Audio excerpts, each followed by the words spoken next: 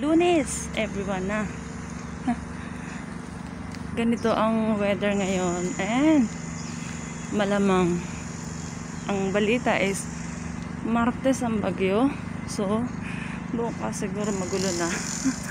Kasi yan, makikita sa langit yung madilim. Kaya siguro aabangan bukas ang panahon. Kasi ngayon malinaw pa. Eh baka sa hapon or paggabi ang langit is magiging hindi na maganda. So ayun lang. Magandang araw ng Lunes. Ingat-ingat po lahat. Bye bye. God bless you all. I-like niyo po kung gusto nyo. And pwede nyo kong i-subscribe sa aking channel. Bye bye. This is Lynn Cabangon. Bye bye.